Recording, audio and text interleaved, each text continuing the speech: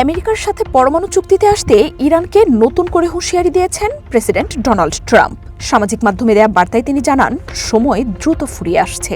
বিমানবাহী রণতরী Abraham Lincoln ইরানের আরও কাছাকাছি পৌঁছে গেছে জানিয়ে তিনি বলেন, এবারের হামলা আরও ভয়াবহ হবে। গত জুনে অপারেশন মিডনাইট হান্টারে ইরানের পরমাণু ক্ষমতা আমরা কুড়িয়ে দিয়েছি। আপনারা তা দেখেছেন। মানুষ গত 22 বছর ধরে এই সময়টার অপেক্ষায় ছিল, আর আমরা সঠিক ছিলাম। তারা পরমাণু অস্ত্র থেকে মাত্র 1 মাস দূরত্বে ছিল। এখন ইরানের দিকে আরেকটি নৌবহর এগিয়ে যাচ্ছে। আমি আশা করব তারা চুক্তিতে আসবে। তাদের প্রথমেই এটা করা উচিত ছিল।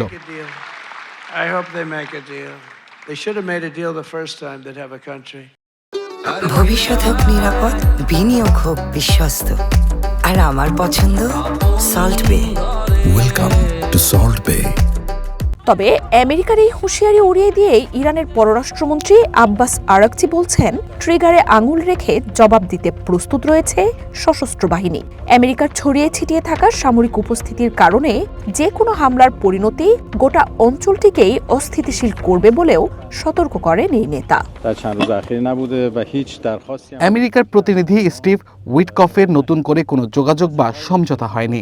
তবে অবশ্যই অনেক মধ্যস্থতাকারী আমাদের সাথে যোগাযোগ করছেন। তবে আমাদের তরফ থেকে কোনো অনুরোধ জানানো হয়নি। আমাদের অবস্থান স্পষ্ট, হুমকির মুখে কোনো সমঝোতা হতে পারে না। ইরানে হামলা হলে ইসরায়েলের প্রাণকেন্দ্রে আঘাতের হুঁশিয়ারি দিয়েছেন আয়াতুল্লাহ খামেনির উপদেষ্টা আলী শামখানি। এদিকে বুধবার সেনেটের ফরেন রিলেশনস কমিটির সামনে দেয়া বক্তব্যে আমেরিকার স্টেট সেক্রেটারি মার্কো রুবিও বলেন, অন্য যে কোনো সময়ের চেয়ে ইরানের খামেনি প্রশাসন এখন অনেক বেশি দুর্বল। এর আগে ইরানের সাম্প্রতিক বিক্ষোভে আন্দোলনকারীদের হত্যা নির্যাতনের বিরুদ্ধেই এই সম্ভাব্য হামলার কথা জানিয়েছিল আমেরিকা। তবে ট্রাম্প প্রশাসন তেহরানের সামরিক আগ্রাসন চালাতে আবারও পরমাণু কর্মসূচির ইস্যুকেই ফিরিয়ে আনছে। যদিও একই সাথে ট্রাম্প দাবি করছেন, গত জুনেই ইরানের সেই সক্ষমতা ধ্বংস করেছে আমেরিকা।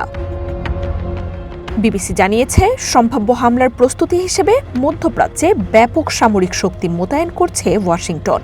জর্ডানের বিমান ঘাঁটিতে 1 ডজনের বেশি যুদ্ধ বিমান অবতরণ করেছে। এছাড়াও ওমান, কাতার ও ভারত মহাসাগরের দিয়েগো গার্সিয়া ঘাঁটিতেও বিপুল সংখ্যক এয়ারক্রাফট মোতায়েন করা হয়েছে।